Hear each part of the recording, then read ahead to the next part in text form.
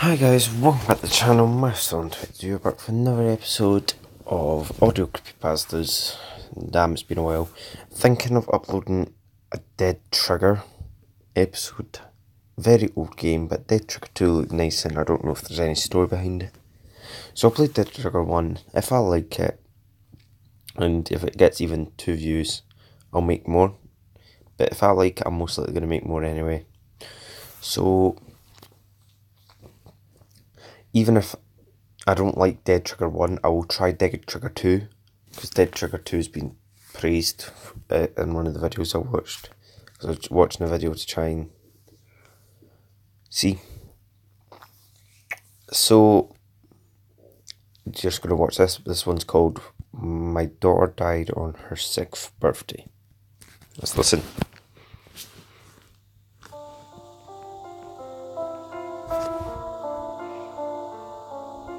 I cannot describe to you how I feel right now.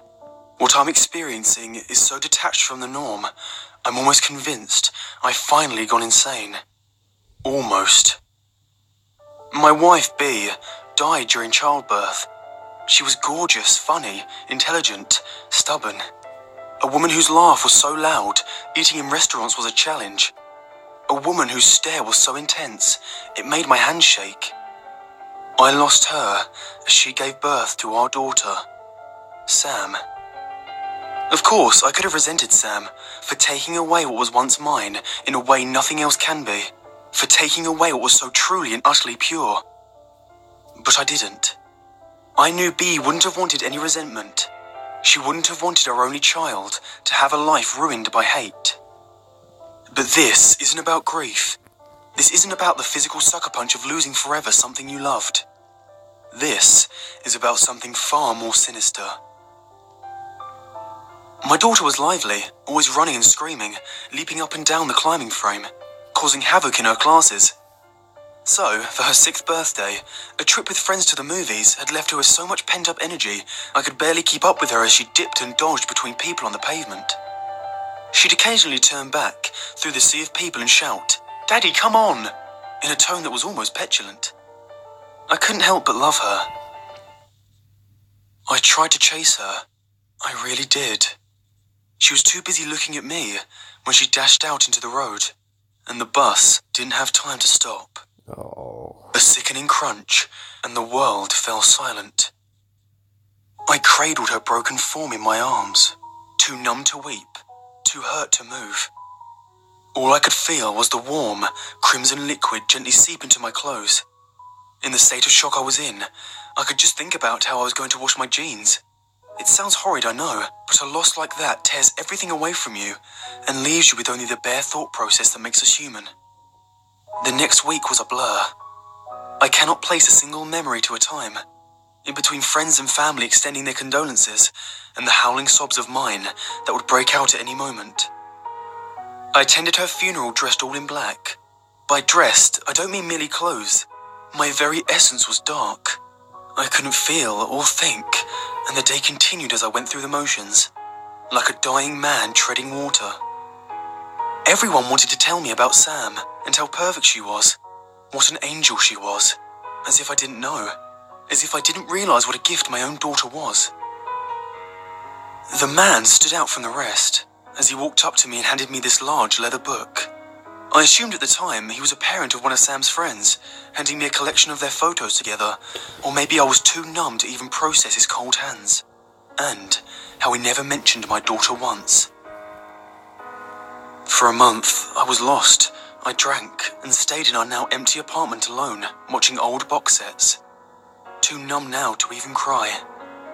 It was only when my sister arrived, when she held my hand and talked to me, that I began to come out of my shell.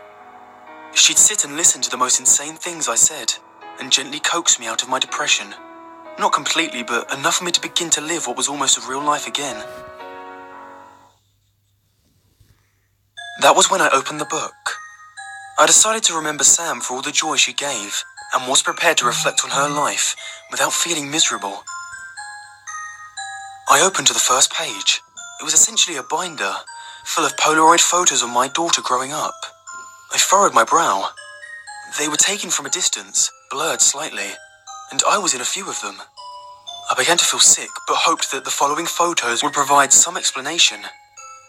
I came up with every excuse of how the man obtained these photos, desperate to view the moments of my daughter's life without a sense of trepidation. The photos grew closer and closer to my daughter's birthday. I could see the day I gave her a tiny bike after she turned 5, and the skinned knees that ensued. The book had so many more pages that I assumed the rest were empty. But there was a photo of her just before the movies on her 6th birthday. I could recognize the pink raincoat she insisted on wearing, and my hands on her shoulders. There was no photo of the crash. Instead, her life continued inside this book. Her 7th birthday had a photo of me and her in the garden, covered in paint, with a huge canvas on the floor and an extremely messy painting. Her 7th birthday. The reality of what I was seeing hit me then, and I slammed the book shut. I sat there at the kitchen table staring at the leather. This must be some sadistic Photoshop, I hoped. Someone had taken the time to pull a horrid prank on me. I say I hoped, because essentially I couldn't believe the other explanation. Oh, let me up. If there even was one. Gritting my teeth, I decided that I had nothing left to lose, and kept reading.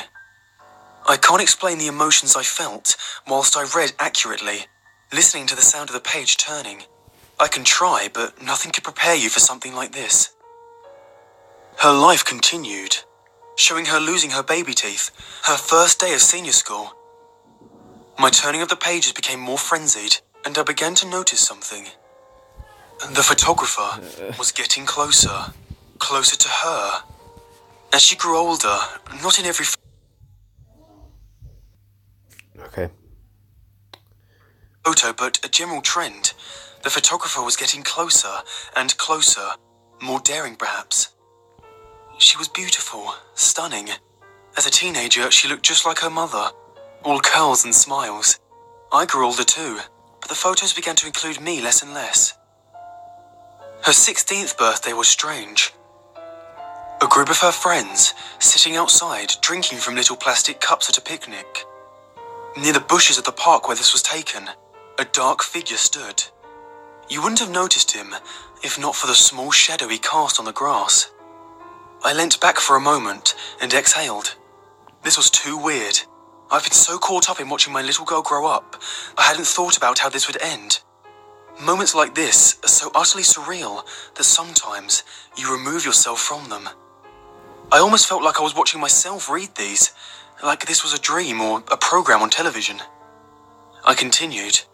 The dark figure became more and more present in each photograph. I could almost make out features.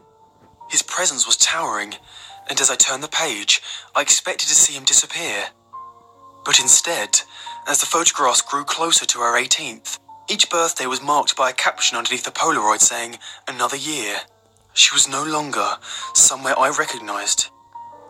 Instead, the photos were of her in a dimly lit house, her face contorted by fear, striking all sorts of weird poses.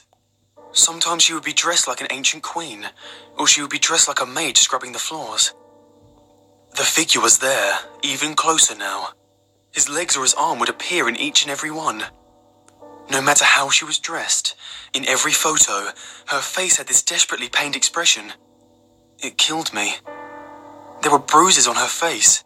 She looked thin, ill even. I couldn't do it. This was sick, properly sick. My girl. I soldiered on. The last photo I looked at, before I slammed the book shut and swore to never, ever look at it again, was of her 18th.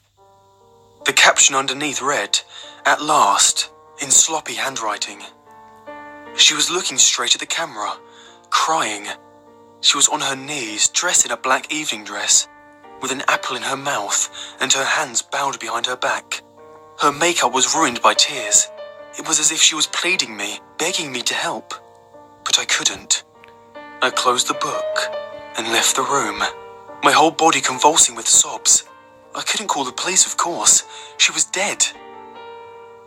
The thing that keeps me up at night isn't the content of what I saw. It's that there were so many pages left.